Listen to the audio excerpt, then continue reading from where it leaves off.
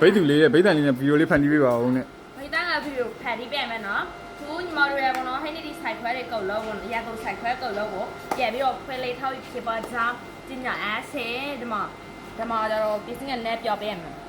ကဲတကြပြီးလို့လေဆိုင်လေးလည်းပြောက်ခွေးပြီဆိုတော့ကိုချစ်တို့ပစ္စည်းသိလေးနဲ့အများကြီးမိတ်ဆက်ပေးပါမယ်ရှင်။ဒါလေးကကြတော့ပေါ့နော်စိတ်ပါတာမကြိုက်တဲ့ကိုချစ်မတွေတွေ့ဒါလေးဆိုရင်လောဝတက်တော်တဲ့ပလဲဖြူဆက်လေးပါရှင်။ပလဲဆွေရအောင်မကြိုက်တဲ့ကိုချစ်မတွေတွေ့ကြတော့ဒီမှာအရန်လာတဲ့ပလဲဆွေရဆက်လေးပါရှင်။သူကကြတော့လောဝစိတ်မပါတဲ့ဒီဇိုင်းလေးပေါ့နော်။မျိုးစစ်စစ်လေးဝတ်မယ်ဆိုလို့ရှိရင်အရန်အစ်စ်ပြေတာပါရှင်။ဒါလေးကကြတော့ပေါ့နော်ပလဲကိုမှအဖြူလည်းမကြိုက်ဘူးဆွေရရဲတာလည်းမကြိုက်ဘူးဆိုတဲ့မတွေတွေ့ဒီလို gray color လေးတွေယူနော်မတို့အရန်လာတဲ့ဒီဇိုင်းလေးနော်ဒါလေးဆွဲသီးလေးဆိုလဲအသက်ထွက်ထားတဲ့ဒီဇိုင်းလေး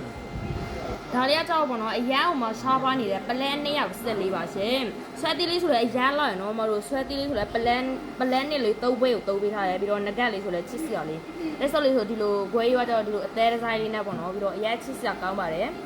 ဒီဇိုင်းလေးတွေကိုကြိုက်ပြီးတော့လာရဝယ်ယူအပ်ပြီးချင်တယ်ဆိုလို့ရှိရင်တော့ဟိနေဒီရဲ့ညောက်ထုတ်ဆိုင်ခွဲပေးတယ်အမှန်